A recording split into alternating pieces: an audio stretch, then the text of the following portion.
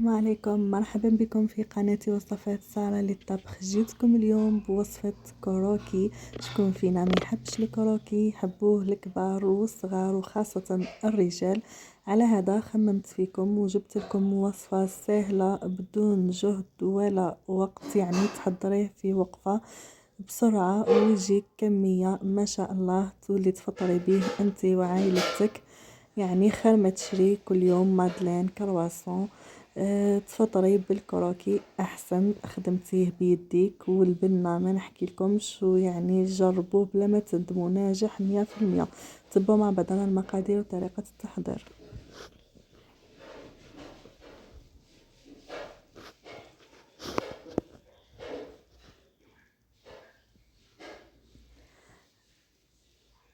عندي هنايا 8 بيضات، كاس سكر مملوء، كاس تاع الزيت مملوء، الفارينة بطبيعة الحال، لافاني 2 أكياس، والخميرة 2 أكياس.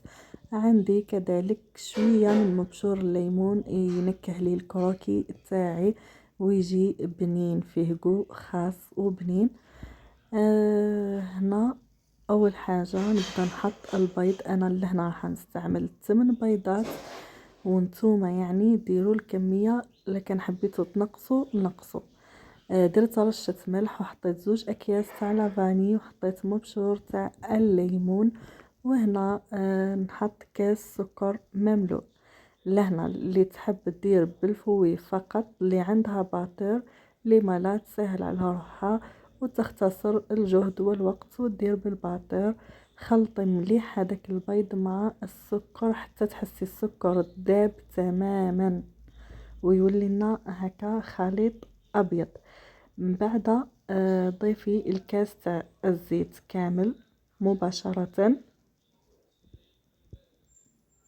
ونزيدو نخلطو مليح مليح هذاك الزيت. يعني السكر خلطوه مليح مع البيض، والزيت كذلك خلطوه مليح مع البيض. وشيا اللي حبت تزيد 4 كاس سكر تزيد.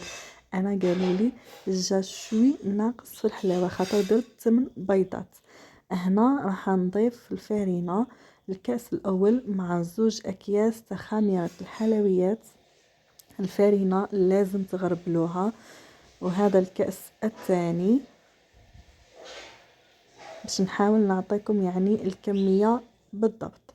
وهذا الكأس الثالث. وطبعا الكأس اللي تكيلو به السكر والزيت هو نفسه اللي تكيلو به الفارينة.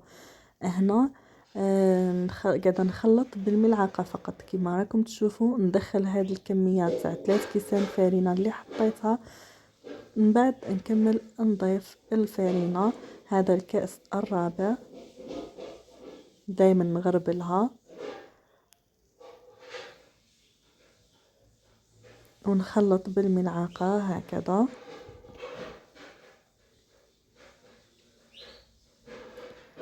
ثم نجي هنا ونضيف الكأس الخامس، الكأس الخامس تاع الفارينة، ونغربلوه هو كذلك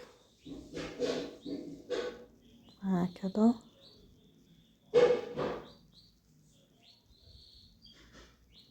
كما راكم تلاحظوا انني درت 8 بيضات. قلت لكم نتوما اذا حبيتوا كميه اقل من هيك تقدروا ديروا 6 بيضات مثلا. هذا الكأس السادس نضيفوه تدريجيا. لازم تحصلوا على خليط يجي يتلاصق في اليد، يعني ما تنشفوش العجينه تاعكم، ما تجيش ناشفه باه ينجح معاكم الكروكي ويجيكم بنين. هنا كملت الكأس السادس، هذه هي الكمية تاع الفارينة 6 كيسان بالتحديد جات لي. لهنا نساعدوا رواحنا بالزيت هكا ونقسموا العجينة. انا تحصلت لهنا على 5، يعني 5 تاع عرفت الكروكي هكا. 8 بيضات داروا لي 5، هادو 3 ومن بعد نزيد ندير 2 الاخرين في بلاطو اخر. نجيبو بلاطو هذا تاع نص ندهنوه بالزيت ونحطو العجينه تاعنا ونحاولوا نسويوها هكذا كما راكم تلاحظوا. العملية سهلة جدا والله، تحضروه في وقفة صدقوني اسهل منه ما كانش، ويعني راح تستمتعي كي تحضري هاد الكروكي.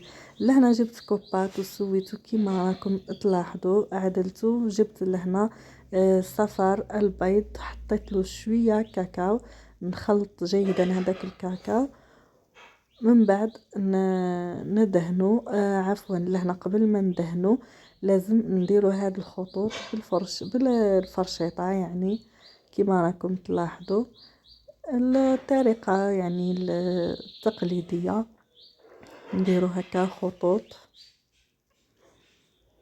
من بعد ندهنو الكروكي تاعنا، والفرن يكون شغلناه يعني مسبقا على درجة حرارة 180 درجة. من بعد ندخلو الكروكي تاعنا يطيب من الأسفل ومن فوق، بعد ما يطيب مباشرة ونخرجوه كما راكم تشوفوا طاب روعة ما شاء الله. نقطعوه مباشرة هكذا وهو سخون به ما يتفتتش معنا، هذه ثاني طريقة لازم تعتمدوها. شوفوا كيفاش يجي والله ما شاء الله، هاد الكروكي واللي دايما يعني نديرو ونعتمدو.